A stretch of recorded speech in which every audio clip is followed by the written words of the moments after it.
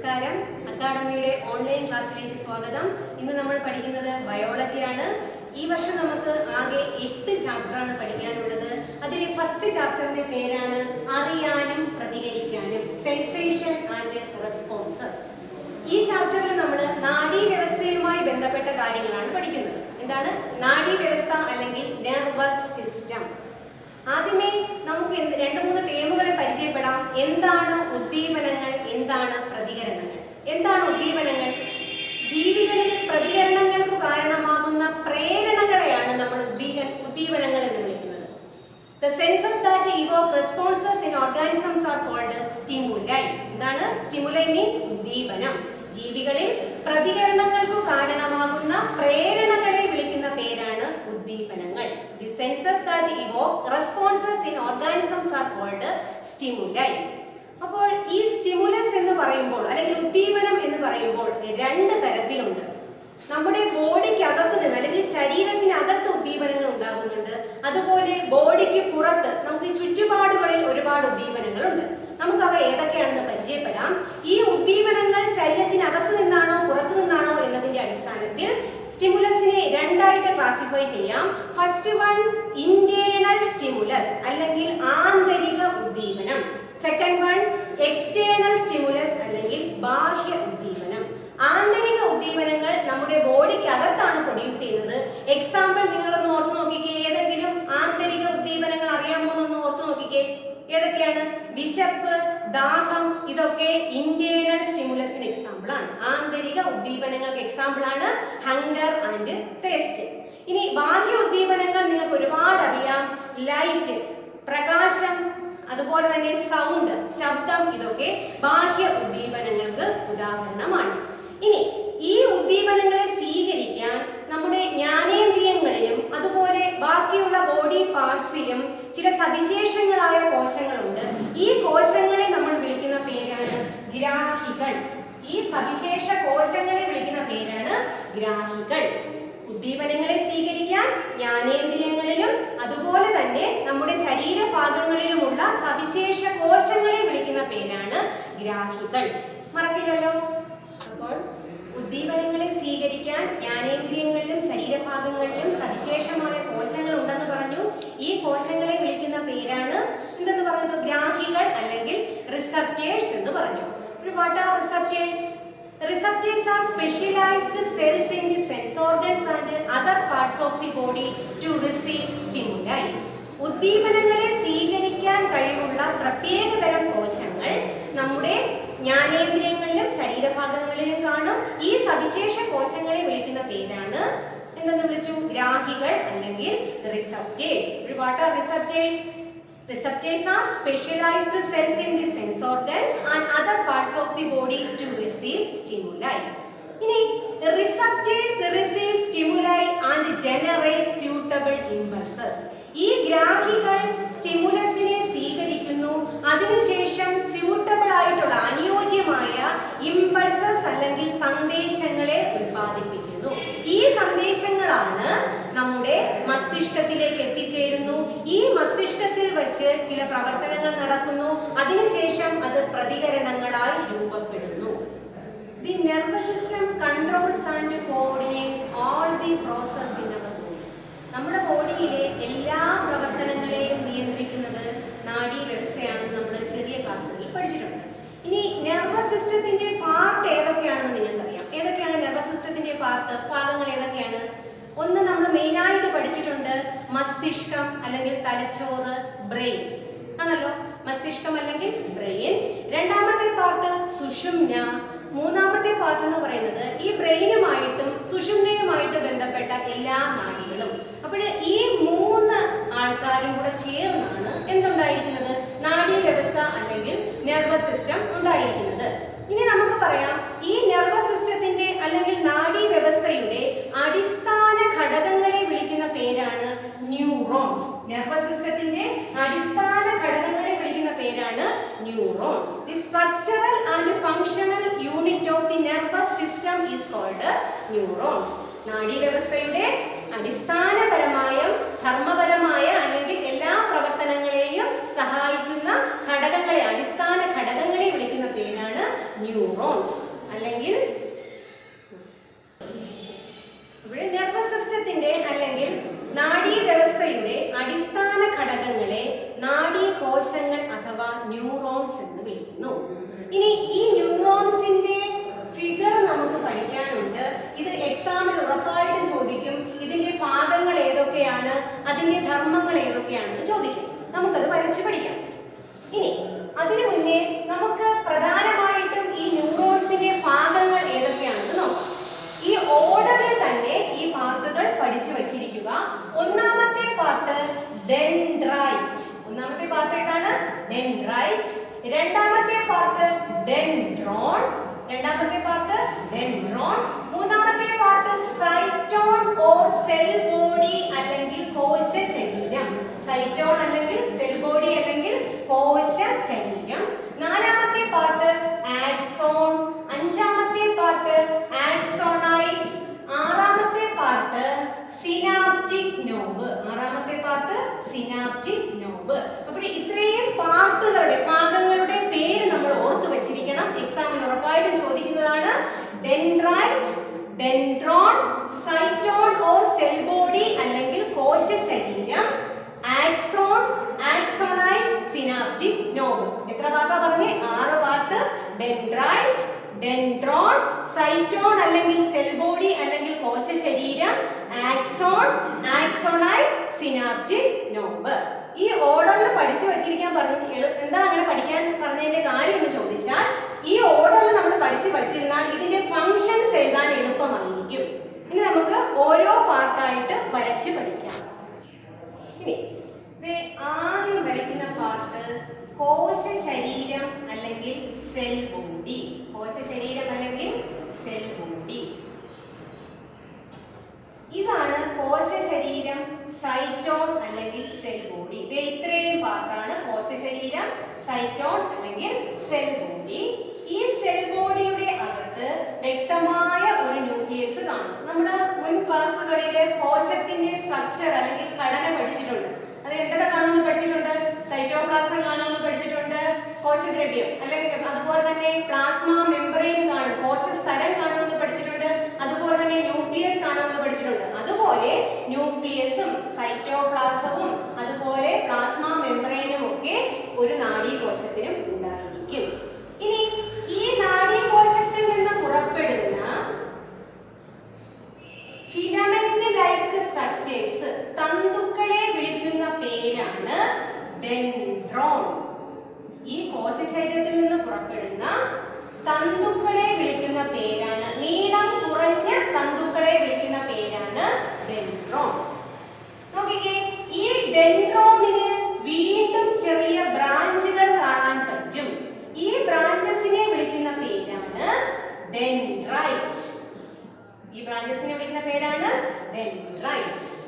ഇവിടെ ആദ്യം പറഞ്ഞത് കോശ ശരീരം അല്ലെങ്കിൽ സൈറ്റോൺ അല്ലെങ്കിൽ cell body. The cell body contain plasma membrane, nucleus and cytoplasm. Short filament-like structures arise from the cytone are called dendrons. Dendrons contain minute branches called dendrites. First പറഞ്ഞത് കോശ ശരീരമുണ്ട്. കോശ ശരീരത്തിൽ നിന്നുള്ള തന്തുക്കളെ വിളിക്കുന്ന പേരാണ് ഡെൻഡ്രോൺ. ഡെൻഡ്രോണിൽ നിന്ന് ഒറിജിനേറ്റ് ചെയ്യുന്ന ഫിലമെന്റ് ലൈക്ക് സ്ട്രക്ചേഴ്സിനെ വിളിക്കുന്ന പേര് ഡെൻഡ്രൈറ്റ്. ഇനി നോക്കിക്കേ, ഈ സൈറ്റോണിൽ നിന്ന് അല്ലെങ്കിൽ കോശ ശരീരത്തിൽ നിന്ന് നീളമുള്ള ഒരു തന്തു പുറപ്പെടുന്നുണ്ട്. കാണാൻ പറ്റുമല്ലോ, നീളമുള്ള. ഡെൻഡ്രോൺ എന്ന് പറഞ്ഞാൽ നീളം കുറഞ്ഞ തന്തുക്കളായിരുന്നു. ഇനി ഒരു long branch arised from the cytone are called axon. ഈ long branchനെ വിളിക്കുന്ന പേര്, നീളമുള്ള ശാഖയെ വിളിക്കുന്ന പേരാണ് axon.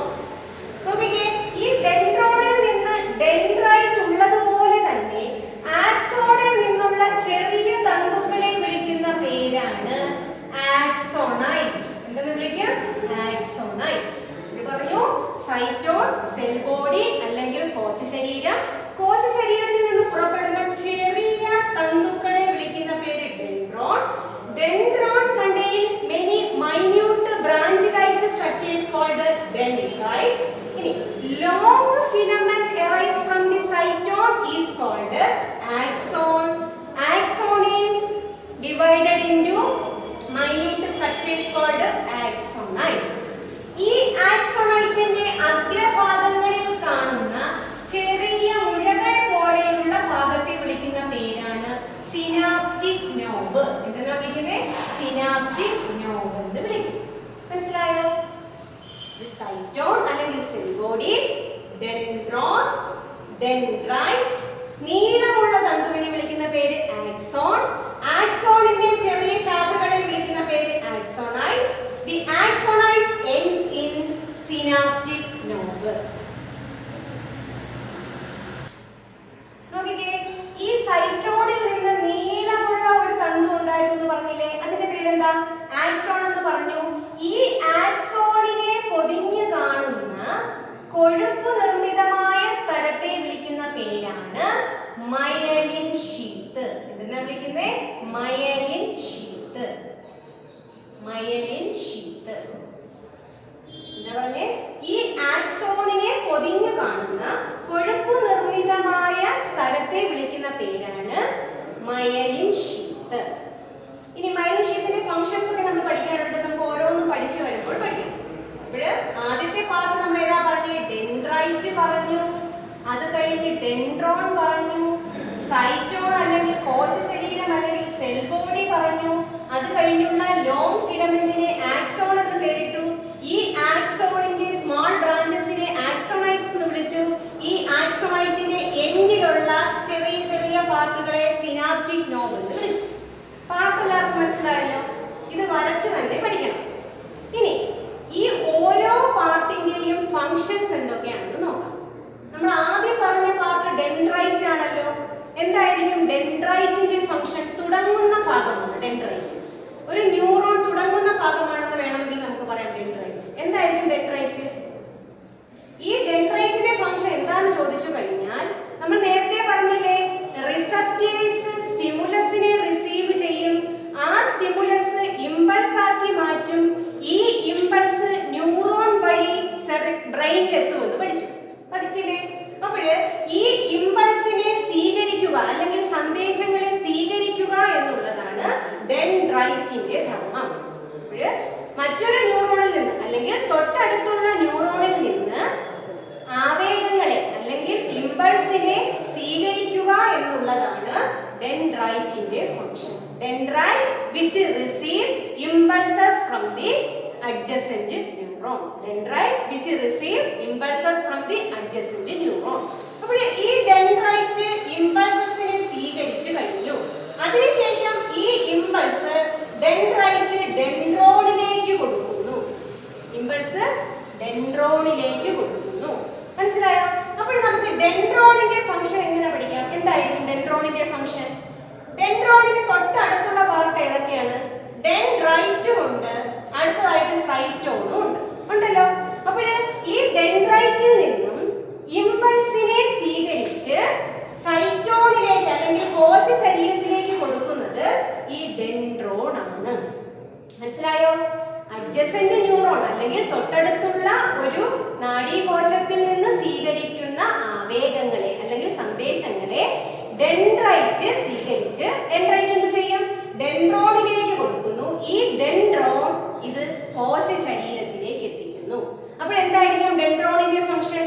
Dendron which carry impulses from dendrite to cytone or cell body. What are the main function of dendron? Dendron which carry impulses from dendrite to cytone അല്ലെങ്കിൽ cell body അല്ലെങ്കിൽ കോശ ശരീരം. അപ്പോൾ ഈ കോശ ശരീരത്തിലേക്ക് ആരെത്തുന്നു? ഇമ്പൾസ് അല്ലെങ്കിൽ സന്ദേശങ്ങൾ എത്തുന്നു. ഈ സന്ദേശങ്ങൾ അതിനുശേഷം ആരിലൂടെ കടന്നു പോകും? കോശ ശരീരം കഴിഞ്ഞിട്ടുള്ള അടുത്ത പാർട്ട് ഏതാണ്? ആക്സോൺ അല്ലേ? അപ്പോൾ ഈ ആക്സോണിലൂടെ ആര് കടന്നു പോകുന്നു? സന്ദേശങ്ങൾ കടന്ന് അല്ലെങ്കിൽ ഇമ്പൾസസ് കടന്ന് അടുത്തത് ആരിലെത്തും? ആക്സോണൈറ്റിലെത്തും. എത്തുമല്ലോ. അപ്പോൾ എന്തായിരിക്കാം കോശ ശരീരം അല്ലെങ്കിൽ സൈറ്റോണിന്റെ ഫംഗ്ഷൻ എന്തായിരിക്കാം? ധർമ്മം എന്തായിരിക്കാം? Cyton which carry impulses from dendron to axon. ഡെൻഡ്രോണിൽ നിന്ന് ആവേഗങ്ങളെ അല്ലെങ്കിൽ സന്ദേശങ്ങളെ സ്വീകരിച്ച് എത്തിക്കുക എന്നുള്ളതാണ് കോശ ശരീരം അല്ലെങ്കിൽ സൈറ്റോണിന്റെ ധർമ്മം. എന്താണ് സൈറ്റോണിന്റെ ധർമ്മം? ഡെൻഡ്രോണിൽ നിന്നുള്ള സന്ദേശങ്ങളെ ആക്സോണിലേക്ക് എത്തിക്കുക എന്നുള്ളതാണ് ആരുടെ ധർമ്മം? കോശ ശരീരത്തിന്റെ ധർമ്മം. ഞാൻ അതാണ് ആദ്യമേ പറഞ്ഞത്. നമ്മൾ പറഞ്ഞ ആ ഭാഗങ്ങൾ ആ ഓർഡറിൽ തന്നെ പഠിക്കുക. ഏതാണ് ഓർഡർ? ഡെൻഡ്രൈറ്റ്, ഡെൻഡ്രോൺ, കോശ ശരീരം അല്ലെങ്കിൽ സൈറ്റോൺ അല്ലെങ്കിൽ cell body, axon, ആക്സോണൈറ്റ്, synaptic knob. ഇപ്പോൾ ഓരോ പാർട്ട് വെച്ച് നമുക്ക് ഫംഗ്ഷൻസ് എഴുതാൻ പറ്റും, കർമ്മങ്ങൾ എഴുതാൻ പറ്റും. ഡെൻഡ്രൈറ്റിൽ നിന്ന് ആവേഗങ്ങൾ സ്വീകരിക്കുന്ന ഡെൻഡ്രോൺ, ഡെൻഡ്രോണിൽ നിന്ന് ആവേഗങ്ങൾ എവിടെ എത്തും? സെൽ ബോഡിയിൽ എത്തും അല്ലെങ്കിൽ കോശ ശരീരത്തിലെത്തും. കോശ ശരീരത്തിൽ നിന്നും ആക്സോൺ വഴി എവിടെ എത്തും? ആക്സോണൈറ്റിൽ എത്തും. അപ്പോൾ what is the main function of axon എന്ന് ചോദിച്ചാൽ എന്തെഴുതാം? Axon which carry impulse from cytone to axonite. ഇപ്പോൾ ഓരോന്നൊന്ന് ഓർത്ത് നോക്കിക്കേ. What is the function of dendrite? Dendrite which receive impulse from adjacent neuron. തൊട്ടടുത്തുള്ള ന്യൂറോണിൽ നിന്ന് ഇമ്പൾസിനെ സ്വീകരിക്കുക എന്നുള്ളതാണ് ഡെൻഡ്രൈറ്റിന്റെ ഫംഗ്ഷൻ. നെക്സ്റ്റ് പാർട്ട് ഏതാണ്? ഡെൻഡ്രോൺ അല്ലേ? What is the function of dendron? ഡെൻഡ്രോണിന്റെ ധർമ്മം എന്താണ്? Dendron which carry impulses from dendrite to cytone or cell body. Dendrite നിന്ന് cell bodyയിലേക്ക് എത്തിക്കുന്നു. What is the function of cytone? Cytone function അല്ലെങ്കിൽ കോശത്തിന്റെ function എന്താണ്? Cytone which carry impulses from dendron to axon. ആക്സോണിലേക്ക് എത്തിക്കുന്നു. ഇനി what is the function of axon? Axon which carry impulses from cell body or cytone to axonite. ഇവിടെ നിന്നുള്ള മെസ്സേജസിനെ ആക്സോണൈറ്റിലേക്ക് എത്തിക്കുന്നു. ഇനി what is the function of axonite? ആക്സോണൈറ്റിന്റെ function എന്തായിരിക്കും? ആക്സോണൈറ്റിന്റെ മുമ്പുള്ള ഭാഗവും ശേഷമുള്ള ഭാഗവും ഏതാണ്? മുമ്പുള്ള ഭാഗം ഏതാണ്? ആക്സോൺ ആണ്. അതിന് ശേഷമുള്ള ഭാഗം ഏതാണ്? സിനാപ്റ്റിക് നോബ് ആണ്. അപ്പോൾ ആക്സോണിൽ നിന്നുള്ള ഇമ്പൾസിനെ സിനാപ്റ്റിക് നോബിലേക്ക് ക്യാരി ചെയ്യുക എന്നുള്ളതാണ് ആക്സോണൈറ്റിന്റെ function. What is the function of axonite? Axonite which carry messages or impulses from axon to synaptic knob. synaptic നോബിലേക്ക് എത്തുന്നു. ഒരു ന്യൂറോണിന്റെ അവസാന പാർട്ടായ സിനാപ്റ്റിക് നോബിന്റെ ഫംഗ്ഷൻ എന്താണെന്ന് നോക്കാം. അപ്പോൾ എന്താണ് സിനാപ്റ്റിക് നോബ് എന്ന് വെച്ചാൽ എന്തായിരുന്നു? The tip of the axonite is called synaptic knob. ആക്സോണൈറ്റിന്റെ ഈ എൻഡ് പോർഷൻ അഗ്രഭാഗത്തെ വിളിക്കുന്ന പേരാണ് സിനാപ്റ്റിക് നോബ് എന്ന് പറഞ്ഞു. ഇനി സിനാപ്റ്റിക് നോബിന്റെ ഫംഗ്ഷൻ എന്താണെന്ന് ചോദിച്ചു കഴിഞ്ഞാൽ synaptic knob secrete neurotransmitters. നാഡീയ പ്രേഷകങ്ങളെ ഉൽപ്പാദിപ്പിക്കുക എന്നുള്ളതാണ് സിനാപ്റ്റിക് നോബിന്റെ ഫംഗ്ഷൻ. ഈ നാഡീയ പ്രേഷകങ്ങൾ അല്ലെങ്കിൽ ന്യൂറോ ട്രാൻസ്മിറ്റേഴ്സിന് രണ്ട് എക്സാമ്പിൾ നമുക്ക് പഠിക്കാം. ഒന്ന് അസറ്റൈൽ കോളിൻ. ഒന്നാമത്തേത് പേരെന്താ? Acetyl choline. അതുപോലെ രണ്ടാമത്തേത് ഡോപ്പമിൻ. രണ്ടാമത്തെ നാഡീയ പ്രേഷകത്തിന്റെ എക്സാമ്പിൾ ഏതാണ്? ഡോപ്പമിൻ. അപ്പോൾ synaptic knob function, synaptic knob secrete neurotransmitters like acetylcholine and dopamine. ഇനി നിങ്ങൾ നോക്കി നോക്കിക്കേ, നമ്മൾ ആക്സോൺ പഠിച്ചില്ലേ? ആക്സോൺ പഠിച്ചപ്പോൾ പറഞ്ഞു ആക്സോണിനെ പൊതിഞ്ഞ് മൈലിൻ ഷീത്ത് കാണുമെന്ന് പഠിച്ചു. ഇനി എല്ലാ നാഡീകോശങ്ങളുടെ ആക്സോണിനെയും പൊതിഞ്ഞ് മൈലിൻ ഷീത്ത് കാണണമെന്നില്ല. മൈലിൻ ഷീത്ത് ഇല്ലാത്ത ആക്സോണുകളും ഉണ്ട്. അപ്പോൾ ഈ മൈലിൻ ഷീത്ത് എന്ന് പറഞ്ഞാൽ നമ്മൾ പറഞ്ഞു കൊഴുപ്പ് നിർമ്മിതമായ ഒരു സ്ഥലമാണെന്ന് പറഞ്ഞു, ആണല്ലോ. അപ്പോൾ ഈ മൈലിൻ ഷീത്തിന് ഒരു തിളക്കമുള്ള വെള്ള നിറമാണുള്ളത്. The myelin sheath has a shiny white colour. ഇനി ഈ മൈലിൻ ഷീത്തിന്റെ ഫംഗ്ഷൻ എന്തായിരിക്കും? എന്തൊക്കെയായിരിക്കും? കാരണം ഈ ആക്സോണിനെ പൊതിഞ്ഞ് കാണുന്നു എന്ന് പറഞ്ഞു. അപ്പോൾ ഒന്നാമത്തെ ഫംഗ്ഷൻ നമുക്ക് ഓർത്ത് പറയാം. എന്തായിരിക്കും ഫംഗ്ഷൻ? ആക്സോണിനെ എക്സ്റ്റേണൽ ഷോക്കുകളിൽ നിന്ന് അല്ലെങ്കിൽ ബാഹ്യ ക്ഷതങ്ങളിൽ നിന്ന് സംരക്ഷിക്കുക എന്നുള്ളതാണ് മൈലിൻ ഷീത്തിന്റെ ഒന്നാമത്തെ ഫംഗ്ഷൻ. അതുപോലെ തന്നെ രണ്ടാമത്തെ function it accelerate the impulses. Impulses അല്ലെങ്കിൽ ആവേഗങ്ങളുടെ വേഗത കൂട്ടുന്നു അല്ലെങ്കിൽ നിയന്ത്രിക്കുന്നു എന്നതും മൈലിൻ ഷീത്തിന്റെ ഒരു ഫംഗ്ഷനാണ്. അടുത്ത ഫംഗ്ഷൻ പറയാം. It act as an electric insulator. ഒരു ഇലക്ട്രിക് ഇൻസുലേറ്ററായി പ്രവർത്തിക്കുന്നു. അതുപോലെ ഒരു മെയിൻ ഫംഗ്ഷൻ ഉണ്ട്. It provide nutrients and oxygen to the axon. ആക്സോണിന് ആവശ്യമായ ഓക്സിജനും ന്യൂട്രിയൻസും പ്രൊവൈഡ് ചെയ്യുന്നത്, പോഷകങ്ങളും ഓക്സിജനും നൽകുന്നത് ഈ മൈലിൻ ഷീത്ത് ആണ്. അപ്പോൾ എന്തൊക്കെ കാര്യങ്ങൾ അറിയാം നിങ്ങൾക്ക് മൈലിൻ ഷീത്തിനെ കുറിച്ച്?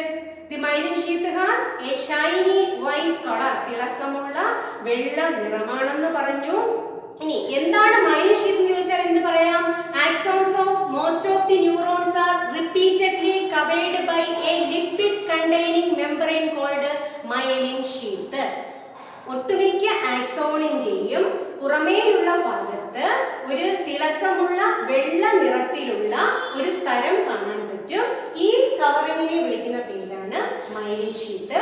What are the main functions of myelin sheath?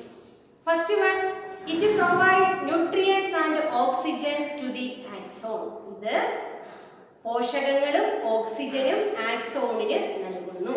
രണ്ടാമത്തെ function, it accelerate impulses. Impulses അല്ലെങ്കിൽ മെസ്സേജസിന്റെ വേഗത, ആവേഗങ്ങളുടെ വേഗത വർദ്ധിപ്പിക്കുന്നു. മൂന്നാമത്തെ function, it protect the axon from external shock. ബാഹ്യ ക്ഷതങ്ങളിൽ നിന്നൊക്കെ ഈ ആക്സോണിനെ പ്രൊട്ടക്ട് ചെയ്യുന്നതും ആരാണ്? മൈലിൻ ഷീത്ത് ആണ്. അപ്പോൾ മൈലിൻ ഷീത്തിന്റെ എത്ര കാര്യങ്ങൾ നമ്മൾ പറഞ്ഞു? ഒന്നാമത്തെ കാര്യം പറഞ്ഞു, ഈ മൈലിൻ ഷീത്തിന് ഒരു ഷൈനി വൈറ്റ് കളറാണ്, തിളക്കമുള്ള വെള്ള നിറമാണെന്ന് പറഞ്ഞു. പിന്നീട് അതിന്റെ ഫങ്ഷൻസ് പറഞ്ഞു. ഒന്നാമത്തെ ഫങ്ഷൻ പറഞ്ഞു, ഇത് ആക്സോണിന് ഓക്സിജനും പോഷകങ്ങളും നൽകുന്നു എന്ന് പറഞ്ഞു. രണ്ടാമത്തെ ഫങ്ഷൻ പറഞ്ഞു, ആവേഗങ്ങളുടെ വേഗത വർദ്ധിപ്പിക്കുന്നു എന്ന് പറഞ്ഞു. മൂന്നാമത്തെ ഫങ്ഷൻ പറഞ്ഞു, ഇതിനെ ആക്സോണിനെ ബാഹ്യ ക്ഷതങ്ങളിൽ നിന്ന് പ്രൊട്ടക്ട് ചെയ്യുന്നു. എന്തൊക്കെ functions? It provide nutrients and oxygen to the axon. രണ്ടാമത്തെ function, it act as an electric insulator. മൂന്നാമത്തെ function, it protect the axon from external shocks. ഇത്രയും കാര്യങ്ങൾ പറഞ്ഞു, മറക്കില്ലല്ലോ. ഇനി നമുക്ക് ഒന്ന് ഓർത്തു വച്ചിരിക്കുക, ഈ മൈലിൻ ഷീത്ത് നിർമ്മിച്ചിരിക്കുന്ന കോശങ്ങൾ, അല്ലെങ്കിൽ ഈ മൈലിൻ ഷീത്തിനകത്ത് കാണുന്ന കോശങ്ങളുണ്ട്. ഒരു എക്സാമ്പിൾ നമുക്ക് പഠിക്കാം. സാധാരണ നാഡീകോശങ്ങളില് ഷ്വാൻ സെൽസ് അല്ലെങ്കിൽ ഷ്വാൻ കോശങ്ങൾ കൊണ്ടാണ് മൈലിൻ ഷീത്ത് നിർമ്മിക്കപ്പെട്ടിട്ടുള്ളത്. അപ്പോൾ മൈലിൻ ഷീറ്റിനകത്ത് കാണുന്ന കോശങ്ങളുടെ പേരെന്താണ്? Schwann cells. ഷ്വാൻ കോശങ്ങൾ കൊണ്ടാണ് മൈലിൻ ഷീത്ത് നിർമ്മിക്കപ്പെട്ടിട്ടുള്ളത്. മറക്കില്ലല്ലോ. അപ്പോൾ നെർവ്സ് അല്ലെങ്കിൽ നാഡികളിൽ മൈലിൻ ഷീത്ത് നിർമ്മിക്കപ്പെട്ടിട്ടുള്ളത് ഷ്വാൻ കോശങ്ങൾ കൊണ്ടാണ്. ഇനി നമ്മുടെ ബ്രെയിനിലും സ്പൈനൽ കോഡിലും, തലച്ചോറിൽ അല്ലെങ്കിൽ മസ്തിഷ്കത്തിലും സ്പൈനൽ കോഡിലുമൊക്കെ മൈലിൻ ഷീത്ത് നിർമ്മിക്കപ്പെട്ടിട്ടുള്ള സ്പെഷ്യലൈസ്ഡ് സെൽസ് അല്ലെങ്കിൽ സവിശേഷ കോശങ്ങളെ വിളിക്കുന്ന പേരാണ് ഒലിഗോഡെൻഡ്രോസൈറ്റ്സ്. എന്താണ്? ഒലിഗോഡെൻഡ്രോസൈറ്റ്സ്. സാധാരണ നാഡികളിൽ അല്ലെങ്കിൽ നെർവുകളിൽ മൈലിൻ ഷീത്ത് നിർമ്മിക്കപ്പെട്ടിരിക്കുന്നത് ഷ്വാൻ കോശങ്ങൾ കൊണ്ടാണ്. മസ്തിഷ്കത്തിലും അതുപോലെ തന്നെ സുഷുമ്നയിലുമൊക്കെ മൈലിൻ ഷീത്ത് നിർമ്മിക്കപ്പെട്ടിട്ടുള്ള സവിശേഷ കോശങ്ങളെ വിളിക്കുന്ന പേരാണ് ഒലിഗോഡെൻഡ്രോസൈറ്റ്സ്. രണ്ട് ടൈപ്പ് കോശങ്ങൾ മനസ്സിലായല്ലോ. ഏതൊക്കെയാണ്? ഷ്വാൻ കോശങ്ങളും ഒലിഗോഡെൻഡ്രോസൈറ്റ്സും. സാധാരണ നെർവ്സില് ഷ്വാൻ കോശങ്ങളും കാണും, ബ്രെയിനിലും അതുപോലെ തന്നെ സുഷുമ്നയിലും കാണുന്ന സവിശേഷ കോശങ്ങളാണ് ഏതൊക്കെ? മൈലിൻ ഷീത്തിൽ കാണുന്ന സവിശേഷ കോശങ്ങളാണ് ഒലിഗോഡെൻഡ്രോസൈറ്റ്സ്. ഇനി നമ്മൾ പഠിച്ചായിരുന്നു, ആക്സോണിനെ പൊതിഞ്ഞ് ആര് കാണുന്നു എന്ന് പറഞ്ഞു? മൈലിൻ ഷീത്ത് കാണുന്നു എന്ന് പറഞ്ഞു. മൈലിൻ ഷീത്തിന്റെ ഫങ്ഷൻസും പറഞ്ഞു. Provide nutrient and oxygen to the axon, accelerate the impulses, അതുപോലെ തന്നെ ഒരു ഇലക്ട്രിക് ഇൻസുലേറ്റർ ആയിട്ട് ആക്ട് ചെയ്യുന്നു. അതുപോലെ തന്നെ it protect the axon from external shocks. ഇങ്ങനെ 4 ഫങ്ഷൻസും കർമ്മങ്ങളും പഠിച്ചു കഴിഞ്ഞു. ഇനി എല്ലാ ആക്സോണിനെയും പൊതിഞ്ഞ്, എല്ലാ നെർവിന്റെയും ആക്സോണിനെയും പൊതിഞ്ഞ് മൈലിൻ ഷീത്ത് കാണണമെന്നില്ല. നമുക്ക് പറയാം, മൈലിൻ ഷീത്ത് ഉള്ള ന്യൂറോൺസിനെ നമുക്ക് വിളിക്കാം മൈലിനേറ്റഡ് ന്യൂറോൺസ് എന്ന് വിളിക്കാം. എന്ത് വിളിക്കാം? മൈലിൻ ഷീത്ത് ഉള്ള നാഡീകോശങ്ങളെ വിളിക്കുന്ന പേരാണ് മൈലിനേറ്റഡ് ന്യൂറോൺസ് എന്ന് വിളിക്കും. ഇനി മൈലിൻ ഷീത്ത് ഇല്ലാത്ത അല്ലെങ്കിൽ ഒരു ന്യൂറോണിന്റെ ആക്സോണിനെ പൊതിഞ്ഞ് മൈലിൻ ഷീത്ത് കാണുന്നില്ല എങ്കിൽ അത്തരം ന്യൂറോൺസിനെ നമുക്ക് വിളിക്കാം നോൺ മൈലിനേറ്റഡ് നെർവ് ഫൈബേഴ്സ് അല്ലെങ്കിൽ നോൺ മൈലിനേറ്റഡ് ന്യൂറോൺസ് എന്ന് വിളിക്കാം. അപ്പോൾ മൈലിൻ ഷീത്ത് ഉള്ള ന്യൂറോൺസും ഉണ്ട്, മൈലിൻ ഷീത്ത് ഇല്ലാത്ത ന്യൂറോൺസും ഉണ്ട്. ഇനി ഒരു കാര്യം കൂടെ ഓർക്കുക, മൈലിൻ ഷീത്തിന്റെ നിറം കളർ നമ്മൾ നേരത്തെ പറഞ്ഞു. എന്തായിരുന്നു മൈലിൻ ഷീത്തിന്റെ നിറം?